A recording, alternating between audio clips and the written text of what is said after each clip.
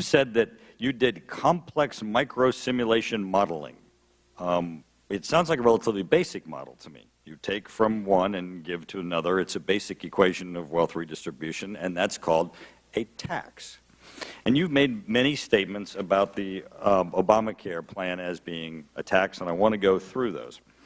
Now, I want to remind you, this is not the casual conversation that you've had in the conferences where you've insulted the American voter. This is actually a hearing where you took an oath. You said on March 16th, 2011, the only way we could take it on was first by mislabeling it, calling it a tax on insurance plans rather than a tax on people. And we all know it's really a tax on people who hold those insurance plans, a tax. On January 18th, you said if you're a state and you don't set up an exchange, that means your citizens don't get the tax credits, but your citizens will pay the taxes that support the bill, a tax. October 30th, in 2012, you said we just tax the insurance companies. They pass it on in higher prices that offset the tax breaks we get. It's very clear, you know, and that's when you went on and insulted the American voter as to the fact that they couldn't understand that basic equation.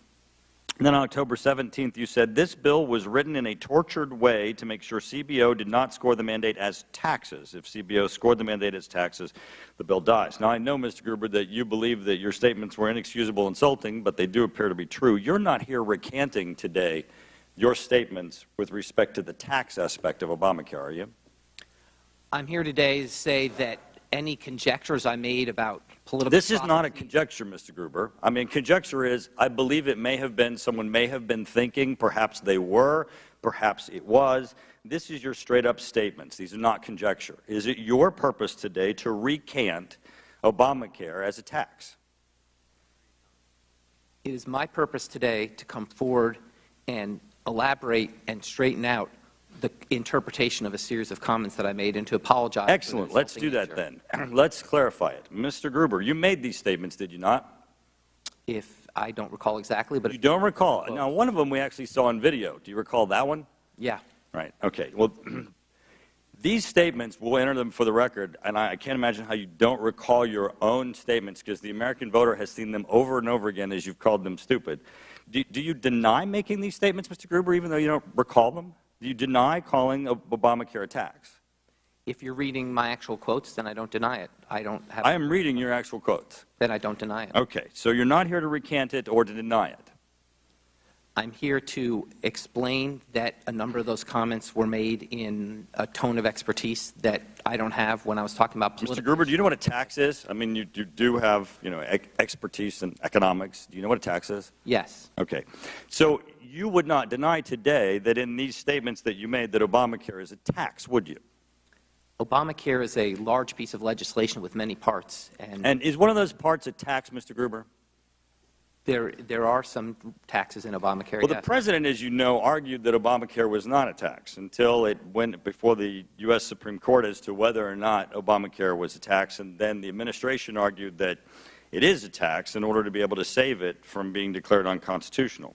So I would assume that you agree with the U.S. Supreme Court that Obamacare provisions include taxes, right? The U.S. Supreme Court ruled on a particular provision of Obamacare about... You do not disagree with them, do you? I'm sorry? You don't disagree with them that there are elements of Obamacare that constitute a tax? I don't agree with their conclusion about the mandate. Oh, excellent. Interesting. Different than what you said at these hearings. But now I have a question for you that I'd like you to think back. You said, I mean, this bill was written in a tortured way to make sure CBO did not score the individual mandate as taxes. Did you ever speak to anyone in the administration who acknowledged that to you or to explain that to you or who assigned a problem with you with the construct of that we have to draft this in a torture way so that we make sure CBO did not score the individual mandate as taxes? And you are under oath, Mr. Gruber. Did anybody in the administration have that conversation with you? That was an inexcusable term used by... I'm not asking you about how you believe that, whether or not you should have said that or not. It's a factual statement you're making. Did anybody in the administration ever have that conversation with you? I do not recall anyone using the word tortured, no. Did they have the conversation with you that it had to be drafted in a way that the CBO did not score the individual mandate as taxes? Anyone in the administration acknowledge it, explain it, or assign aspects to you within that construct? You are under oath. I honestly do not recall. Mr. Chairman, thank you. Thank you.